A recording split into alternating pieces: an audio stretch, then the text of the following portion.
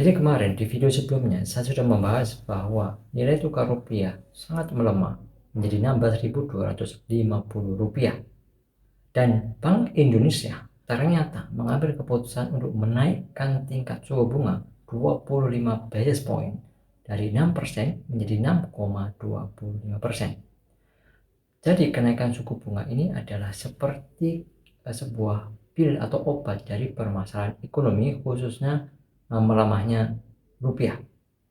Tetapi di setiap pil atau obat yang kita mengatasi masalah ekonomi pasti ada efek samping, ada kesempatan, ada kesempitan. Jadi kita akan bahas bagaimana efek samping tersebut bagi beberapa hal. Oke, pertama kita lihat dari tingkat melemahnya rupiah. Tingkat melemah rupiah itu sangat berpengaruh kepada perusahaan yang dia itu bahan bakunya impor, sehingga harganya semakin mahal untuk impor ya, dan bebannya semakin tinggi gitu. Dan solusinya bisa dengan menjual produknya dengan lebih tinggi. Yang kedua adalah dengan kenaikan suku bunga 25 basis point itu bisa membebani perusahaan yang memiliki hutang, sehingga beban bunganya juga naik tinggi. Dan solusinya bisa beragam itu ya, bisa menaikkan harga jual gitu ya. Tetapi yang lebih parah lagi adalah ketika perusahaan itu bahan bakunya adalah impor. Kita lihat bahwa nilai rupiah masih melemah di angka 16.200 meskipun suku bunga sudah dinaikkan menjadi 6,25%. Jadi perusahaan yang bahan bakunya impor akan sangat terbebani dengan melemahnya rupiah.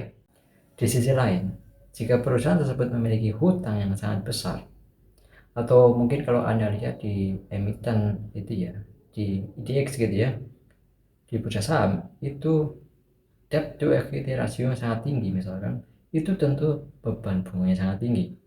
Beban bunganya juga akan naik, dan itu bisa mempengaruhi kinerja keuangan perusahaan di semester atau di kuartal berikutnya. Jadi solusinya biasanya atau yang paling sering dilakukan adalah pemutusan hubungan kerja.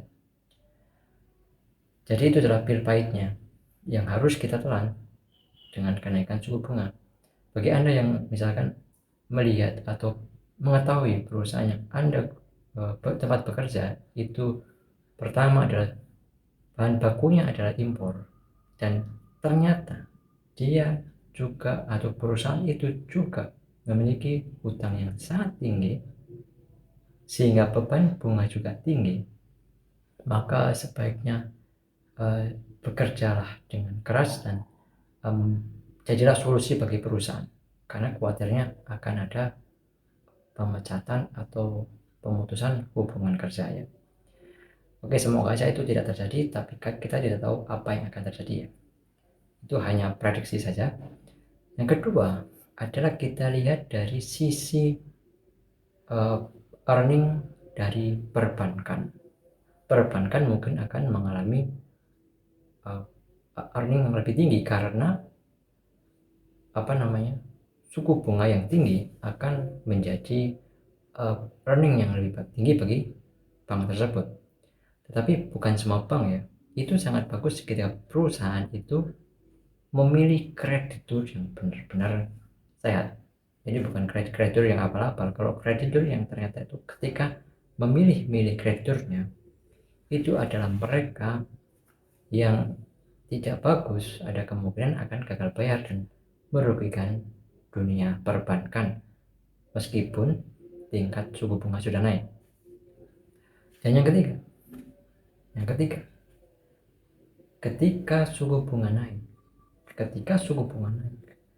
asetnya lebih baik atau kira-kira yang mana yang akan meningkat, itu ketika Anda memasukkan aset tersebut di reksadana pasar uang, tentunya akan menjadi lebih baik ya, karena tingkat suku bunga atau returnnya naik 0,25%.